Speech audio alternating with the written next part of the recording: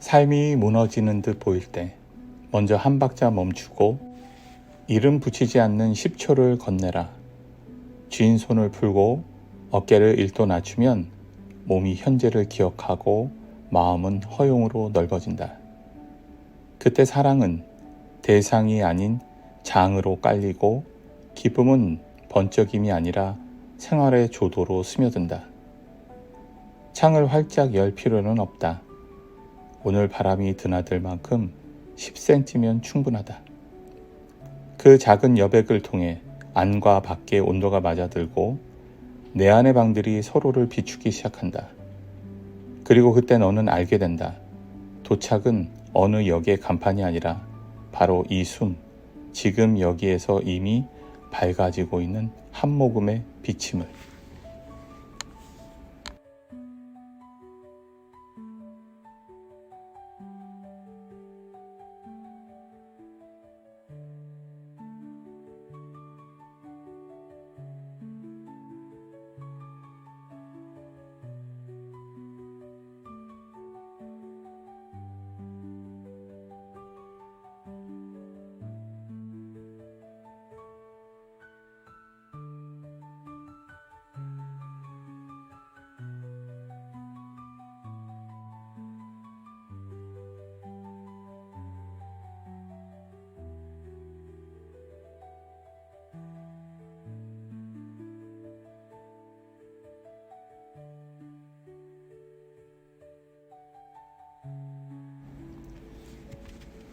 일곱 번의 멈춤, 한 번의 기환. 수축을 풀고 자유로 돌아오는 길.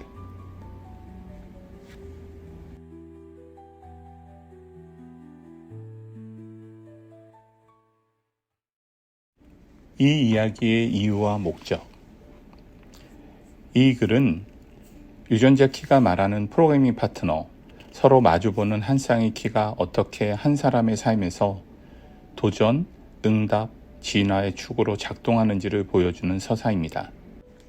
여기서는 삶의 1회고 46번 유전자 키 3번 라인과 진화의 고 25번 유전자 키 3번 라인의 짝을 이룹니다.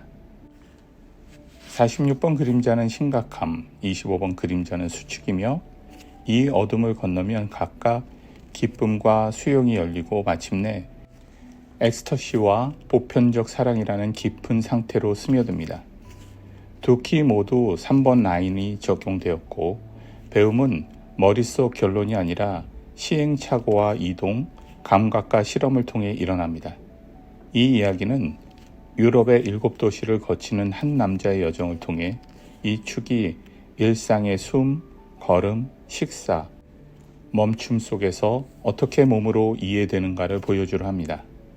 목표는 이론을 설명한 것이 아니라 독자 각자의 삶 속에서 작게 반복 가능한 동의, 한 번의 호흡, 한 걸음의 속도, 한순간의 받아들임으로 이어지는 살아있는 지도를 건네는 일입니다.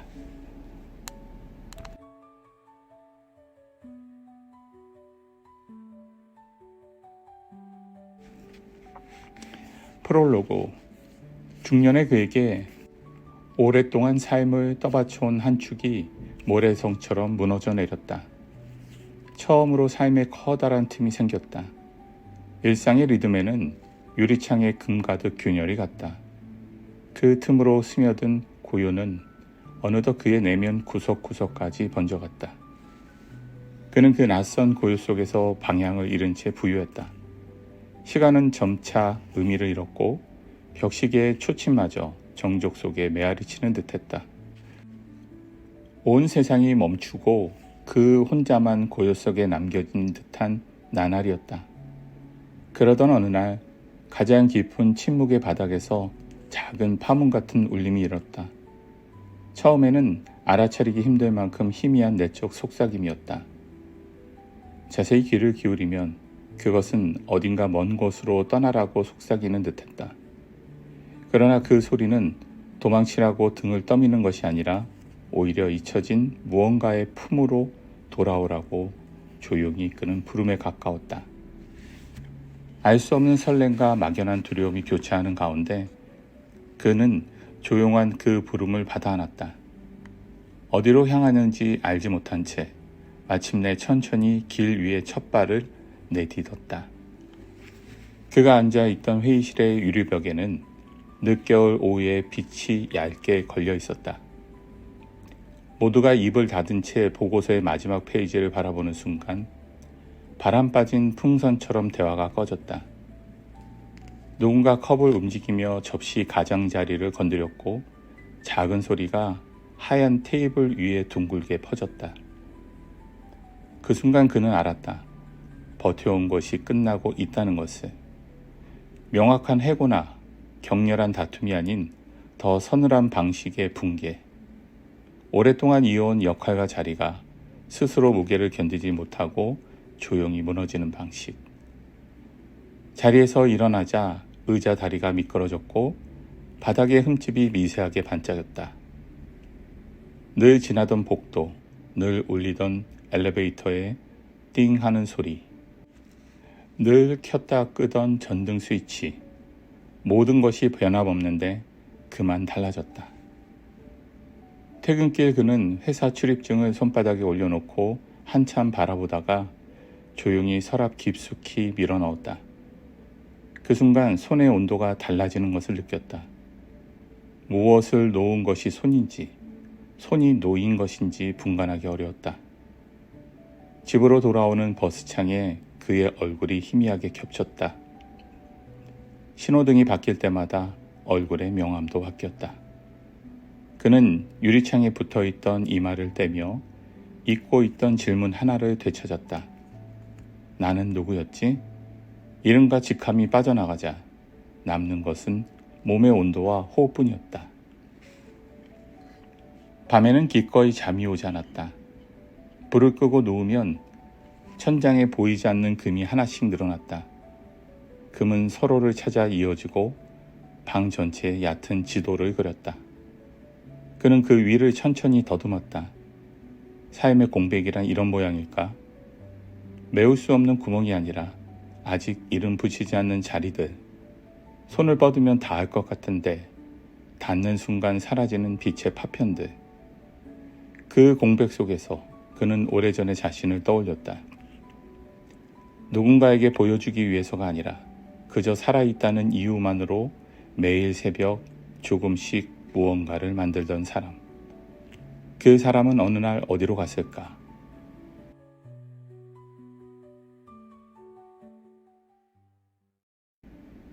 매일 출석하는 생활과 보고서 같은 문장 사이에서 천천히 지워졌던 걸까?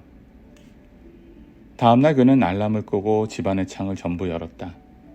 차가운 공기가 방을 훑고 지나갔다. 벽의 그림자가 방향을 바꿨다. 주방 수전에 물을 틀자 얕은 물기둥이 유리컵을 채웠다. 그는 컵을 두 손으로 감싸준 채 그 미지근함을 오래 붙잡았다. 그리고 겨우 한 모금 마셨다. 그 한 모금이 목 아래로 내려갈 때 몸이 앞으로 조금 움직였다. 움직인 것은 몸이었고 의미는 한참 뒤에 따라왔다. 그 작은 순서가 희미한 기쁨을 불러왔다. 그 무렵 그는 습관처럼 기록을 시작했다. 화려한 계획표가 아니라 세 줄짜리 기록. 오늘의 몸, 어깨 1도 낮춤. 오늘의 마음, 금이 간 유리 위로 빛이 번짐. 오늘의 행운, 컵의 온도. 종일 집에 걸린 고요는 새소리와 택배 벨소리에 얕게 흔들렸다가 다시 가라앉았다. 창틀리 먼지가 햇빛을 받아 떠돌았다. 그는 그 움직임을 한참 지켜봤다. 누군가 불러세우지 않아도 의미를 주지 않아도 제 속도로 떠다니는 것들. 그 속도에 자신을 맞추자 마음의 수축이 보이지 않게 풀렸다. 가슴의 경첩이 조금 느슨해졌고 턱의 무의식적 힘이 해체됐다. 몸이 먼저 지금을 인지하자 마음은 뒤늦게 그 사실을 인정했다. 며칠 뒤 빠르게 정리한 카드를 들고 은행 창구에 앉아 있을 때였다. 직원은 간단한 설명을 건넸고 그는 고개를 끄덕였다. 절차를 마치고 밖으로 나오자 겨울 해가 낮게 걸려 있었다. 인도 위의 얼음이 얇게 반짝였고 지나가던 아이가 그 위를 밟아 작은 파편 소리를 냈다. 그 소리가 묘하게 마음에 오래 남았다. 부서지는 소리가 아니라 새로운 표면이 드러나는 소리처럼 들렸기 때문이다. 그는 주머니에서 낡은 여권을 꺼내 펼쳤다. 마지막 도장 위로 시간이 앉아 있었다. 다음 장은 빈 페이지였다. 그날 밤 그는 지도를 펼쳤다. 단정한 도시들 위로 손가락 그림자가 움직였다. 바다와 강, 다리와 골목, 높은 돔과 낮은 광장. 그는 느리게 손끝을 멈췄다. 대서양의 끝에서 시작해 햇빛의 조각과 사람들의 소란, 오래된 돌과 젖은 바람을 지나 물과 불빛이 교차하는 도시들로 이어지는 어떤 선. 그 선은 도망의 길이 아니라 귀환의 경로처럼 보였다. 잊혀진 자리로 돌아가기 위해 멀리 돌아서 가는 길. 침대 곁에 작은 캐리어를 열었다. 가장 가벼운 코트 한 벌, 오래 쉬는 단화. 낡았지만 손에 익은 노트와 펜, 3줄짜리 기록을 위한 여백. 그는 평소보다 훨씬 적게 챙겼다. 덜 갖고 떠나는 편이 조금 더 많이 볼 수 있을 것 같았다. 캐리어 지퍼를 닫을 때 그의 등은 스스로 고다졌다. 등이 고다지자 숨이 깊어졌다. 숨이 깊어지자 마음이 조금 넓어졌다. 출발 당일 그는 문을 잠그고 한 걸음 복도에 나섰다. 오래 살던 집의 냄새가 문틈에서 빠져나와 그의 어깨를 한번 감쌌다. 엘리베이터가 도착하는 띵 소리가 유난히 맑았다. 현관을 나서자 차가운 공기가 이마를 쓸었다. 버스 정류장까지 걸어가는 동안 그는 한 번도 휴대폰을 꺼내지 않았다. 발 아래 보도블록 틈, 가로수에 걸린 새의 그림자, 신호 대기 중에 서로 손을 녹이고 있는 사람들의 숨. 그런 것들을 바라보며 그는 거의 웃을 뻔했다.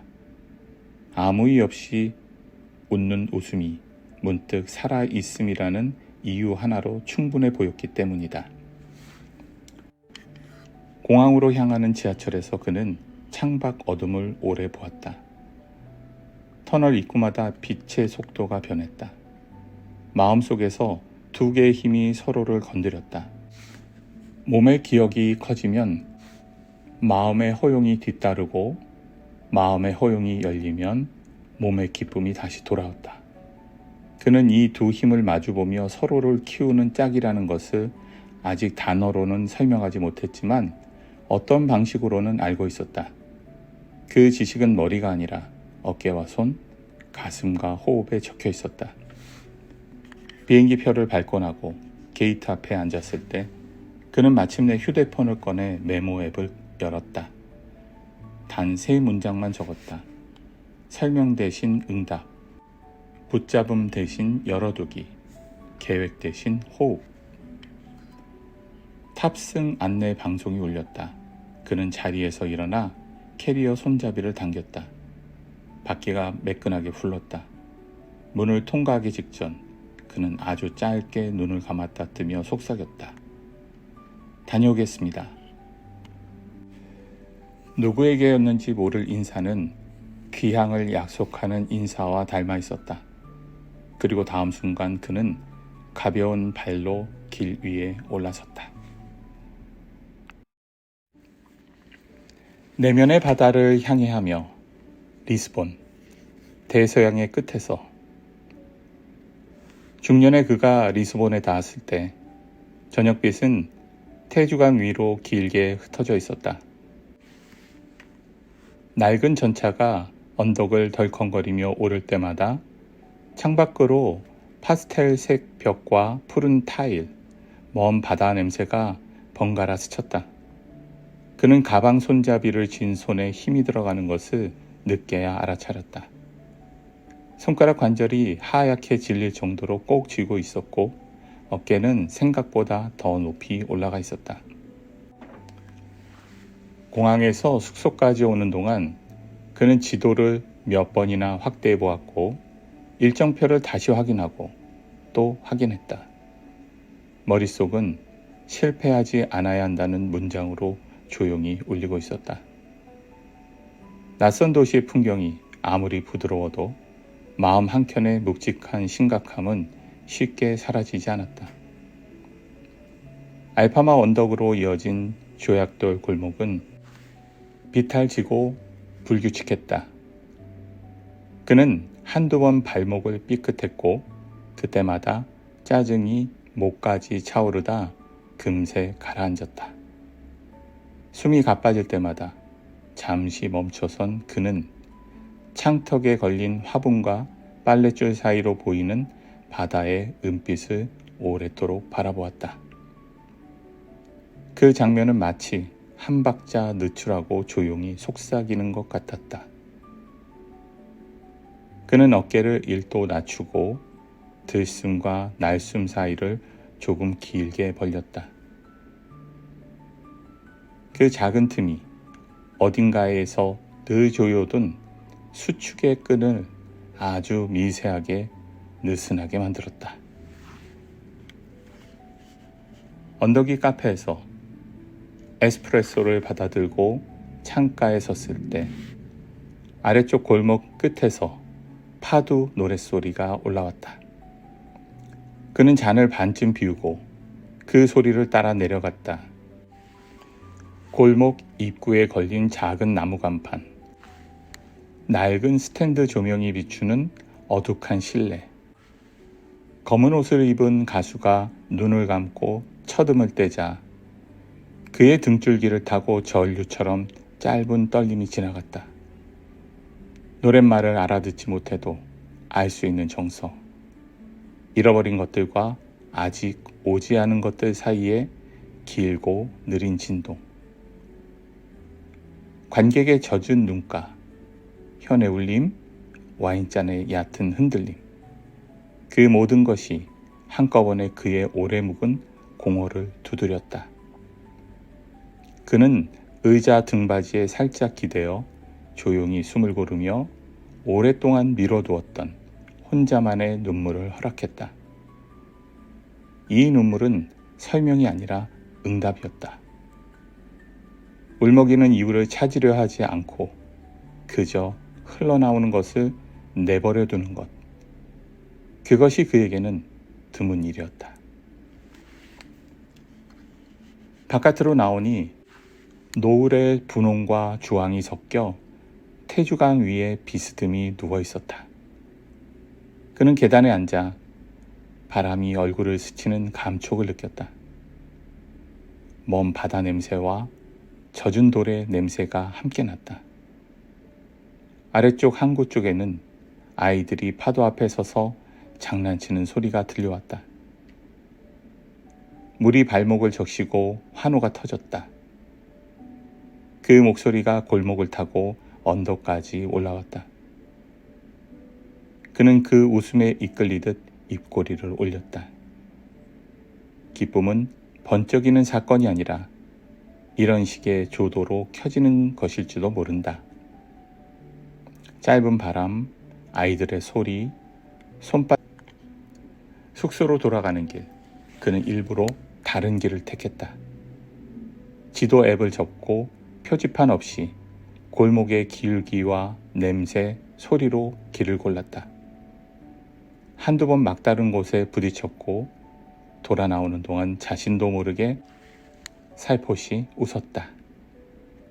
길을 잃었다고 해서 곧 재앙이 오는 건 아니라는 사실이 생각보다 빨리 그의 몸에 들어오고 있었다. 모퉁이를 돌자 갑자기 탁 트인 전망대가 나타났다. 밤빛으로 서서히 변해가는 강과 멀리 다리 위의 불빛들, 그 아래에서 통기타를 든 젊은이가 서툰 포르투갈 노래를 부르고 있었다. 그의 앞에 놓인 모자에는 동전이 몇 개 깜박이고 있었다. 그는 주머니에서 동전을 꺼내 조용히 모자 안에 떨어뜨렸다.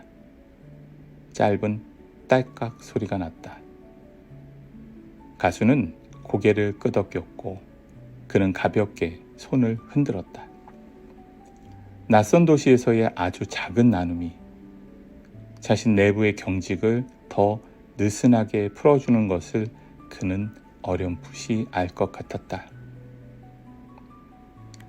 방 공기가 차갑게 내려앉을 무렵 그는 작은 베이커리에서 막 꺼낸 파스텔 나타를 하나 사서 길 위에서 베어 물었다. 따뜻한 카스타드가 혀에 닿자 낮게 깔리던 불안의 소음이 잠시 멈췄다. 설탕과 바삭한 메이스트리의 층이 혀에서 풀리며 오래 걸어 달아올랐던 몸이 천천히 식었다. 입가에 묻은 설탕 가루를 엄지로 문지르며 그는 문득 웃음이 나왔다. 어쩐지 크게 웃어도 될 것 같았다. 아무도 그를 보지 않는 밤, 그러나 사실은 모두에게 열려있는 밤. 그는 별 의미 없는 장난으로 허공에 손을 흔들고 그 손을 자신의 가슴 앞에 가져와 잠깐 멈췄다. 여기 있다 라고 조용히 속삭이는 듯한 제스처. 골목을 돌아 숙소 문을 열어젖히자 오래된 마루판이 낮게 신음했다. 창을 반쯤 열고 등을 구부려 신발끈을 풀어내렸다. 방 안에 쌓인 어둠이 바깥의 밤 공기와 섞였다. 그는 불을 켜지 않은 채 침대 모서리에 걸터앉아 눈을 감았다. 들숨을 4번, 짧게 멈춤 1번, 날숨을 6번, 1번, 2번, 3번. 어깨가 내려가고 턱에서 힘이 빠졌다. 그는 안에서 오늘 하루도 성과를 남겨야 한다는 문장이 희미해졌다. 그 문장 대신 오늘은 여기까지라는 문장이 조용히 자리를 잡았다. 휴대폰을 집어들어 비행기 모드를 켜고 노트를 펼쳤다. 그는 펜을 쥔 손에 남아있던 마지막 긴장을 풀어 단정하지 않은 글씨로 몇 줄을 적었다. 리스본 첫날. 파도의 목소리와 아이들의 웃음, 바다 냄새, 파스텔 나타의 따뜻함, 그리고 괜찮다는 마음의 조각 하나. 잠들기 전 그는 베란다로 한 발 나갔다. 아래 골목의 노란 가로등 사이로 고양이 한 마리가 느긋하게 지나갔다. 멀리 강 쪽에서 바람이 조금 더 세게 불어왔다. 그 바람이 지나가자 이상하게도 마음이 비었다. 공허가 아니라 그릇처럼 여백이 생긴 듯했다. 그 여백 속으로 파도 소리가 아주 작게 들려왔다.